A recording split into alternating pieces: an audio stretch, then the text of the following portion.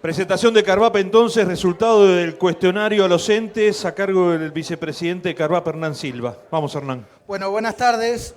Siempre para mí es un placer estar en este tipo de reuniones. Con muchos de ustedes hace muchos años que nos conocemos. Probablemente muchos de ustedes han estado en las 16 reuniones y han escuchado muchos de estos temas varias veces. La verdad que cuando organizamos esta reunión, el año pasado nos ocurrió que en las mesas se trabajó muchísimo, muchísimo.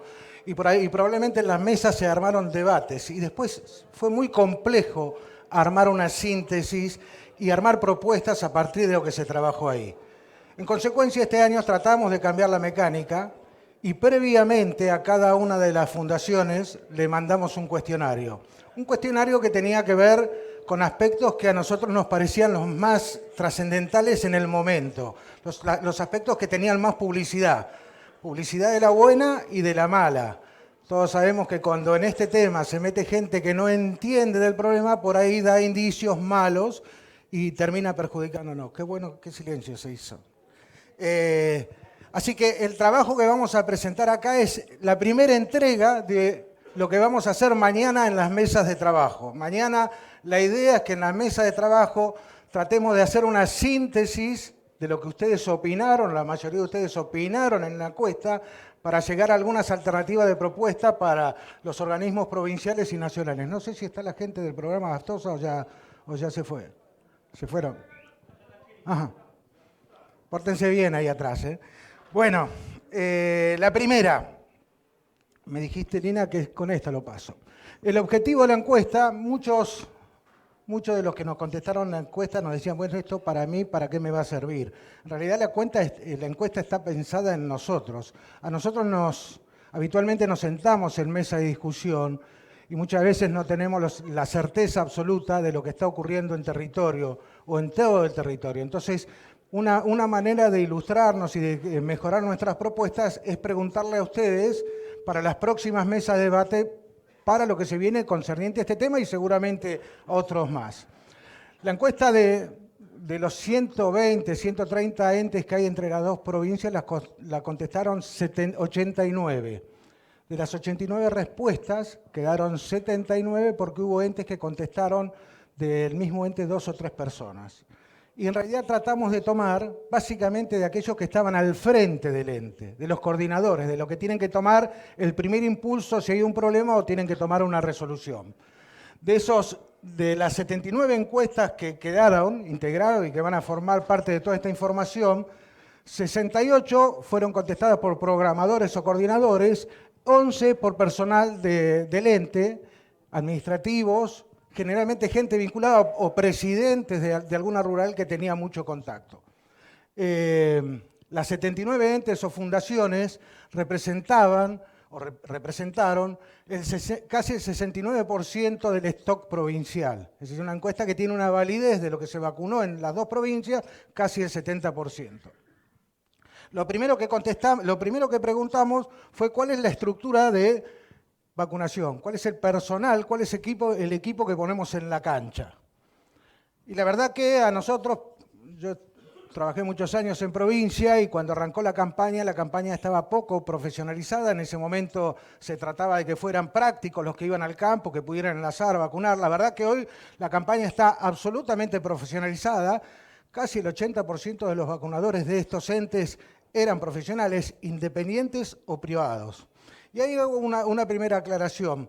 Hay un dictamen de la Defensoría del Consumo, creo que es, recientemente, que de alguna manera marcaba que los entes de alguna manera estaban encriptados y eran una especie de núcleo de gente a la cual no entraba la actividad privada.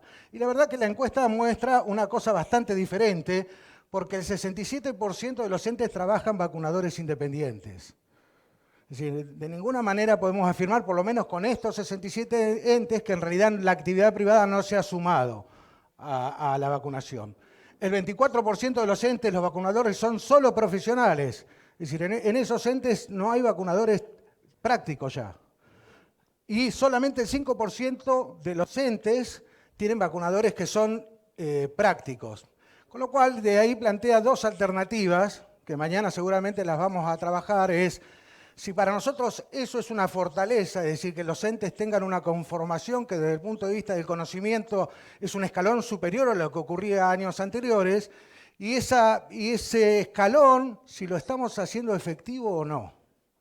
Y después vamos a ver que yo creería que no. ¿Sí? A mí me pueden interrumpir y pueden preguntar, que a mí me encanta dialogar, así que lo que no esté claro me lo piden y lo repito. Hoy se habló bastante de la continuidad o no de la campaña de vacunación. La pregunta es la que aparece ahí abajo. ¿Cree que la Argentina, siempre pusimos en la encuesta una pregunta que sea disparadora y después agregamos algunas cuestiones más? Si ustedes creían que la Argentina debe dejar de vacunar contra la fiebre aftosa. El 85% de los 79 entes contestó que no se debe dejar de vacunar. El 24% fue más terminante, dijo que nunca, así que la vacunación debe continuar siempre. No importan los factores de circulación viral, ni la inmunología, ni la inmunidad del rodeo, ni los años que pasen, sino simplemente que nunca. Un porcentaje mayor estableció cuando la situación regional o interna lo justifique. Ya vimos cómo está la región y qué es lo que pasa en la Argentina. Sin embargo, opinaron que no había que dejar de vacunar. Por tiempo, algunos creyeron que la opción era independiente de lo que pasaba, si había inmunidad o no, y dijeron, démonos 3 o 4 años para dejar de vacunar. Otros solo establecieron cuando lo justifique la situación interna y otros cuando lo justifique la situación regional. El 64% entendió conveniente hacerlo por zonas, ir dejando de vacunar gradualmente, aunque la amplia mayoría, hoy no se habló, pero me imagino que se tendrá que contemplar en la próxima resolución, porque ya se había hablado, de hacerlo por categorías, en general de mayores, por todo lo que se viene hablando. ¿Por qué creen que no se debe dejar de vacunar?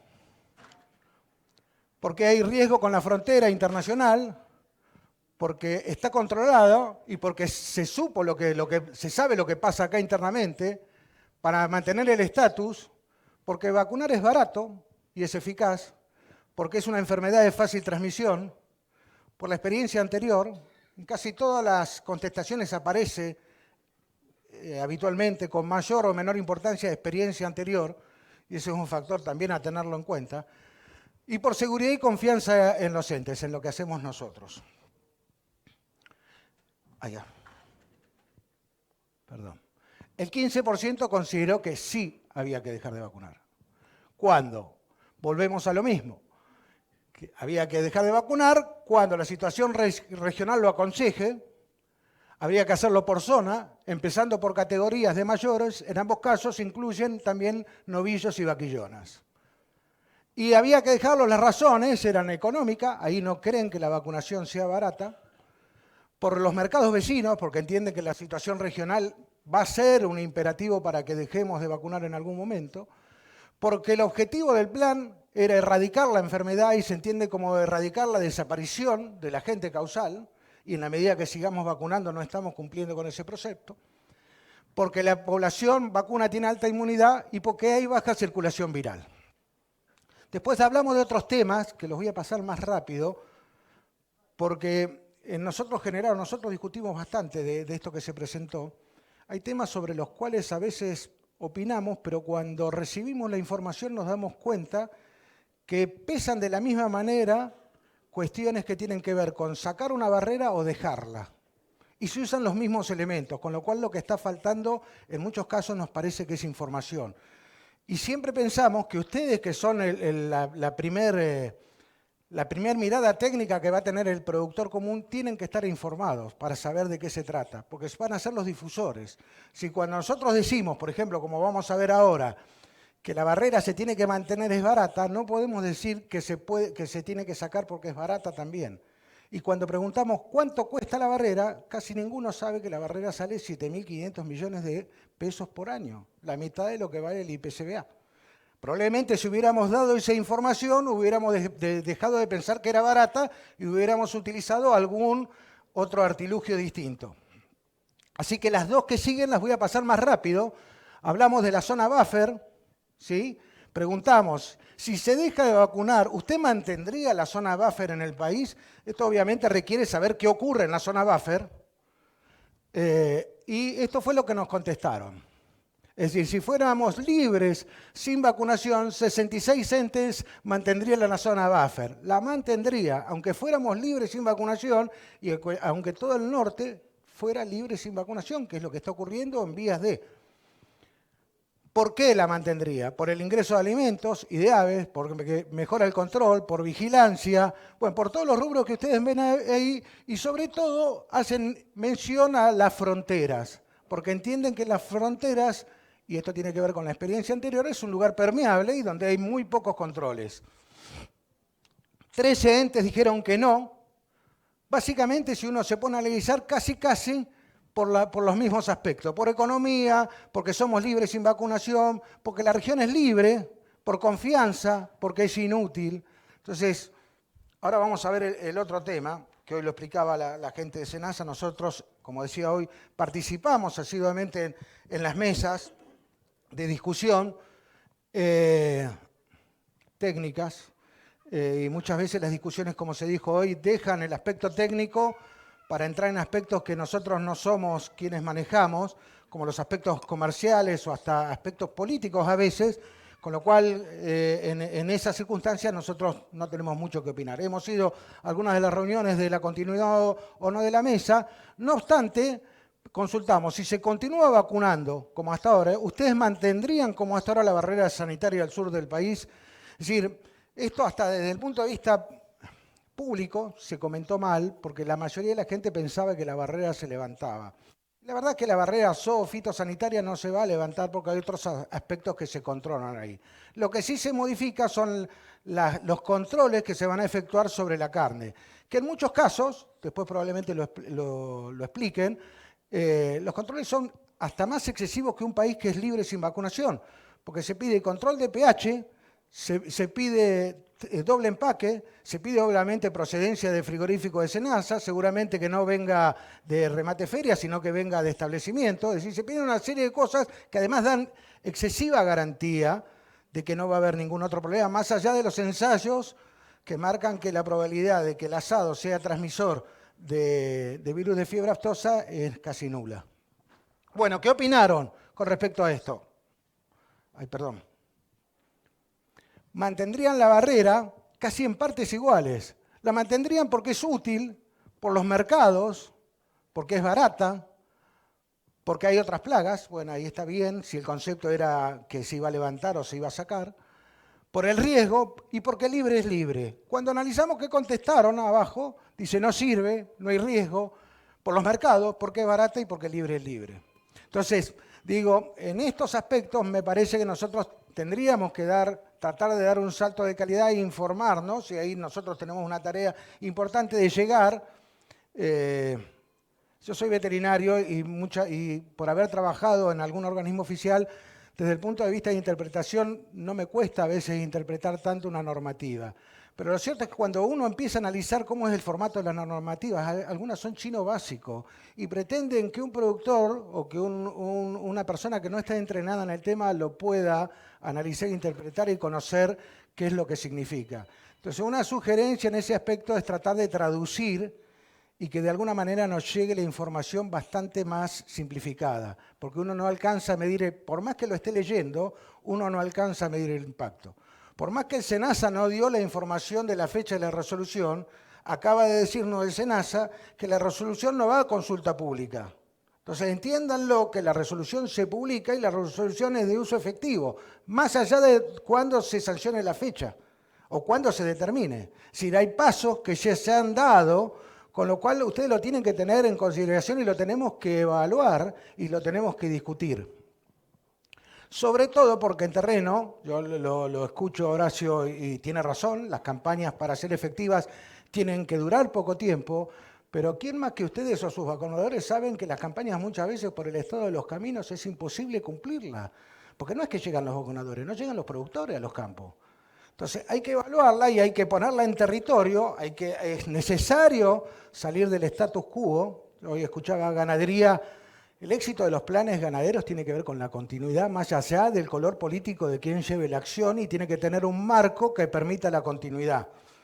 Si cada vez vamos a cambiar los planes sanitarios porque cambia el color político, nosotros estamos muy complicados porque nuestras acciones no tienen que ver con partidos políticos ni con los tiempos políticos.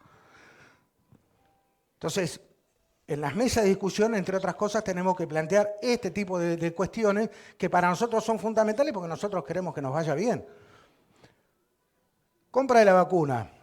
¿Qué porcentaje de la vacuna que utiliza la campaña compra el ente? Esto también públicamente se armó un debate como que los entes de alguna manera estaban cartelizados y compraban exclusivamente la vacuna. Bueno, los 79 entes, yo siempre hago referencia hasta esto porque me hubiera gustado, hoy tenemos 90 y pico de entes ya que han contestado, así que la devolución la vamos a hacer con la totalidad, pero en algún momento teníamos que parar y evaluar, así que hoy ya tenemos 90 y pico, no sé dónde está el INA, 90 y pico tenemos, así que vamos a contestar sobre los 90 y pico. 12% no compran nada de la vacuna que utilizan. 13 entes compran entre el 1 y el 50% de la vacuna. 8 entes entre el 51 y el 95 y 44 entes compran el 100% de la vacuna. Es decir, que también en ese aspecto el programa se ha estirado, se ha relajado y los entes no solo son los que compran la vacuna. Hay veterinarios particulares que compran la vacuna y la proveen para sus productores. 2 no contestaron. El 97,4% de los entes consideraron importante explicar a los productores cómo se llega al valor final, que eso también es una discusión, y a veces no se expone ante la sociedad porque alguno dice la vacuna es cara, es barata, pero en realidad si nosotros pudiéramos explicar y llegarle al productor por qué mecanismo se llega a ese precio, sería una batalla ganada en ese aspecto. Sin embargo, casi todos creen que es importante, pero no todos lo hacen. Todos creen que es importante, pero no todos lo hacen. Ahora, lo más interesante es cómo comunican el precio de la vacuna. La mayoría utiliza 2 o más vías de comunicación en forma simultánea. Lo manda por WhatsApp, lo manda por prensa, por página web. Muchos lo hacen con el vacunador. Y ustedes recuerden que el 51% de los vacunadores son veterinarios privados. ¿Cuánto conocen los veterinarios privados la estructura de costo de los entes? ¿Cómo pueden explicar esos veterinarios cómo una vacuna llegó a 2.400 pesos? ¿Cuánto tiempo gastamos en esos veterinarios para sentarlos y decirles es necesario que hablemos de esto porque para nosotros es importante que cada uno de los productores sepa por qué está pagando ese valor? Avancemos. Otros servicios. Esto es algo que también se viene hablando hace mucho tiempo. Hoy escuchaba el tema de los programas operativos. La verdad que la firma con los convenios con SENASA ha puesto en relieve las facultades que tenían, las facultades me refiero a las facultades legales que tenían muchos entes, que estatutariamente por ahí estaban inhibidos de hacer algunas cuestiones y no lo sabían. Hasta que se quisieron largar a hacer, firmar un convenio con SENASA y dijeron, no, pará. Pero a mí mi estatuto solamente me dice que yo puedo hacer tal cosa y no tales otras. Y eso provocó una remoción, lástima que se fue la gente de la provincia, la verdad que nosotros ahí tuvimos una buena experiencia, porque tuvimos consulta con 2 o 3 entes que tenían algún problema importante en cuanto a la presentación en personería jurídica y sin embargo la provincia, de alguna manera a través de las áreas específicas, instó para que eso se solucionara y se solucionó más rápido de lo que venía ocurriendo. Entonces, concretamente, ¿cree que los entes solo deben de prestar el servicio de vacunación? Solo vacunar, sí, 36 casos. Y 21 de ellos solo vacunan. Solo vacunar, no. Y que pueden hacer otras cosas. 43 casos, 31 de ellos hacen otras actividades. Cuando uno se pone a mirar qué hacen, obviamente, generalmente están vinculadas con acciones que tienen que ver con zoonosis, ¿sí? Vacunación y registro de carbunclo, vacunación y registro de brucelosis, pero aparecen otras alternativas que para muchos entes desde el punto de vista de continuidad, si en algún momento pensamos que hay que dejar de vacunar, suena interesante. Y esas experiencias es importante que ustedes las puedan comunicar. Alguien habló ahí, aparecía en alguna alternativa, además de los DTE, control de enfermedades venéreas, Bueno, alguno expresó, y esto tiene que ver seguramente con que el ente tiene mucho vínculo con la rural o es parte de la sociedad rural, laboratorio de triquina, anemia, DTE, guía, DUT. Se hacen programas administrativos que pueden permitir la continuidad del ente más allá y en otros aspectos distintos a lo que es vacunar o actividades referenciadas a lo que es la vacuna de aftosa. Pero es importante que en ese aspecto puedan comunicarse entre ustedes los programas de éxito. Primero porque no es fácil.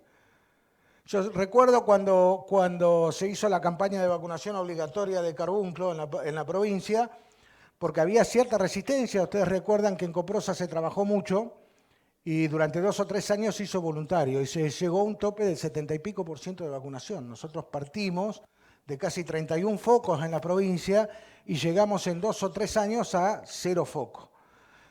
Ahora los programas, que son voluntarios, se amesetan. Si uno no cambia la situación y se empieza a poner más riguroso, llegan a un porcentaje de la población y de ese porcentaje de la población no se mueve.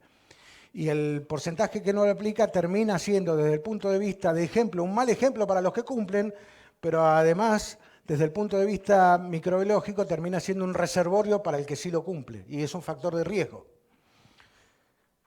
Entonces, son cosas que me parece que mañana podríamos circunscribir y empezar a tratar de trabajar y ver este tipo de cosas y empezar a escribirlas.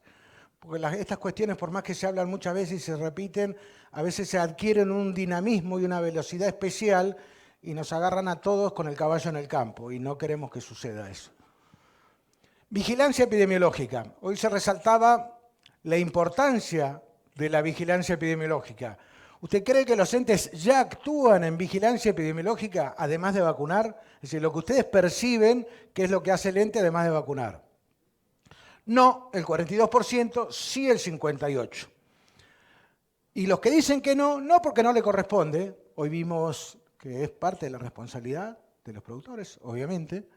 No tiene poder de policía, están haciendo vigilancia, no pasa que ellos adquieran el poder de policía lo sigue teniendo SENASA, pero ellos son actores importantes. Tanto el productor como el vacunador son las 2 primeras personas que se van a encontrar con un evento en un establecimiento. Entonces, esas 2 personas tienen que estar convencidas de cuál es su responsabilidad. Faltan recursos económicos, solo tiene que vacunar, es función del SENASA, no hay programa, y mayoritariamente le falta capacitación. Recordemos que el 80% de los vacunadores son profesionales. Sí, ¿por qué creen que cumplen con el vigilancia epidemiológica? Porque tienen el personal entrenado, porque tienen contacto con el productor,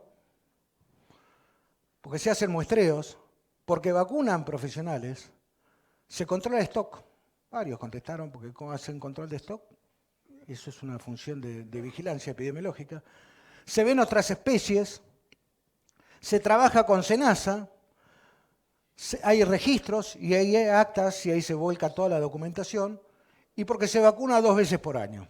Esos son los conceptos por los cuales se cree que se realiza vigilancia epidemiológica y todos comprendemos que vacunar es importante, pero hacer vigilancia epidemiológica también es muy importante. De ninguna manera son excluyentes. El 94% cree que es necesario capacitarse en vigilancia epidemiológica. Si casi todos piensan que es muy importante estar capacitado en ese tema, sin embargo, el 60% nunca recibió capacitación y el 21% lo hizo solo una vez. Es decir, casi todos piensan o pensamos que es importante estar capacitado en este tema, pero prácticamente ninguno lo hizo en forma sistemática o específica para el trabajo que está haciendo. Notificaciones. En ese mapita lo mostraron hoy. Lo que ustedes ven en gris de la Argentina son las provincias que tienen 0 notificación. Solamente Buenos Aires y Córdoba han realizado notificaciones. ¿Cree que es importante realizar las notificaciones de enfermedades compatibles con fiebre aftosa? ¿Qué contestaron? Primero, el 38% de los encuestados nunca vio bovinos con sintomatología de fiebre aftosa. Como dice Mirta Reglán, el público se renueva y este público necesita capacitarse en aspectos básicos y estamos hablando también de profesionales que nunca, desde que se han recibido y estudiaron, vieron un caso de fiebre aftosa. Pero además, casi nadie la vio en otras especies. Es poco probable que aparezca fiebre aftosa en un rodeo muy vacunado. Probablemente las especies testigos sean las que tengamos que buscar y van a ser el primer lugar donde debiera aparecer la enfermedad en forma efectiva. Bien, más del 95% cree que es importante realizar notificaciones, y todos creemos que es muy importante. Más del 70% manifestó conocer el procedimiento, es decir, no habría un problema en cuanto al procedimiento en cómo notificar. Sin embargo, solo 8%, que es el 10%, realizaron alguna notificación en los últimos 15 años. Se considera que no se hace. ¿Por qué no notifican? Porque desconoce cómo hacerlo, muy pocos.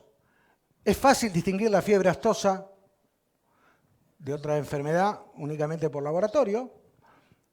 Solo ve los animales que vacuna, esto es lo que decimos, la rutina a veces nos lleva a cometer ese tipo de errores, a pesar de que hay muchos veterinarios privados que el cliente que vacunan es su cliente, es decir, le atiende las vacas, los perros, los chanchos, sin embargo, asume que no revisa el resto de la población, teme a las consecuencias, hoy se explicó claramente, y creo que en eso hay que reforzarlo, y reforzarlo, y reforzarlo, que hacer una notificación no implica que el establecimiento esté eternamente interdicto, y porque básicamente cree que no hay fiebre aftosa, y en función de eso no hace notificaciones, cuando debiera ser absolutamente al revés. Cuando algo no está y yo tengo que salir a buscarlo, tengo que llevarme por delante todo lo que parezca, sin temor a ponernos colorados. En la medida en que el número de notificaciones sube, a nosotros nos hace más serio como país, pero además desempolva un poco el sistema. Nosotros me da la sensación, y esto muchas veces lo charlamos en Coprosa, de que el sistema se ha transformado en grandes vacunadores, pero el resto del componente del tratamiento de la enfermedad ha quedado un poco en desuso. Y es bueno que lo pongamos en ejercicio sin la necesidad de tener un problema, para evitarlo justamente. El comportamiento de los que sí hicieron las notificaciones fue el siguiente.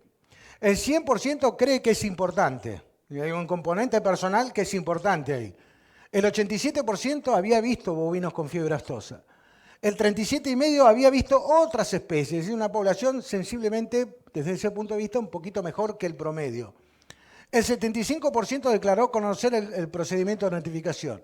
El 25% conocía poco el procedimiento, pero de los que notificaron, ninguno desconocía absolutamente el procedimiento. Con lo cual ahí también hay un componente personal de cada uno de nosotros en conocer los procedimientos de notificación y cómo llevarlos bien a cabo, qué cosas hacer y qué cosas no hacer.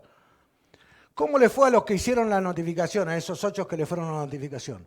El 75% tuvo resultado esperado y el 25% no tuvo el resultado esperado. Falta de respuesta, algo para corregir. La respuesta siempre tiene que estar, porque es la única manera que aquel que hace un trabajo, hace un esfuerzo, se siente compensado por el esfuerzo y el trabajo que hizo, sabiendo todos los componentes previos que tenía. 9. Muestreos. ¿Participa de los muestreos que realiza el SENASA en relación a la fiebre aftosa a nivel local? El 87% de los encuestados consideró importante participar. Pero es más importante los que entienden que es más importante recibir la información, más allá de que participen o no del muestreo. Es decir, a muchos les resulta importante participar, pero a casi todos recibir la información. El 68% cree que estaría en condiciones de participar, y esto es algo que muchos entes vienen reclamando y vienen pidiendo tener la posibilidad de empezar a trabajar en los muestreos, porque históricamente era un elemento que podía servirles para ver cómo está la campaña dentro de su propio territorio. El 34% lo hace siempre, el 18% solo a veces, y el 50% no recibe la información de los muestreos, participe o no de la información. Eso es algo que también se tiene que mejorar. Es decir, independientemente de participe o no, la información tiene que estar disponible para los actores en el territorio que son los entes. Y cuando digo tiene que estar, es en tiempo y forma. Es decir, a ninguno de nosotros nos sirve una radiografía sacada en el año 74. Comisión técnica local, y con esto termino. Si funciona la comisión técnica local, En el 72% las entidades dijeron que funciona la Comisión Técnica Local. El 95% de ellas dicen que se reúne previo a la planificación de la campaña de vacunación. Y en el 82% de los casos se entiende necesario que los informes de los muestreos de los resultados técnicamente se valida o se discute en ese ambiente. Bueno, muchas gracias. Mañana los que vayan a ser designados como coordinadores, la idea es que trabajen en este aspecto. Estas son las consultas, que son 10 puntos. La idea es tratar de ceñirnos a ese temario. Obviamente pueden agregar los temas que quieran, pero facilítennos el trabajo. Es mucho, hay información de más peso y de menos peso. Facilítennos el trabajo de síntesis, tratando de trabajar en estos temas y opinando lo que ustedes realmente crean con la experiencia que tienen. Yo me tomé el atrevimiento de, además, como esto se presentó en su momento, que puedan recordar, y sería bueno que nos puedas decir si este es el esquema original que estaba planteado para el cambio de estrategia, porque este también es un tema que mañana vamos a volver a discutir. Bueno, de nuevo, muchas gracias. Muy bien, un aplauso para el doctor Hernán Silva.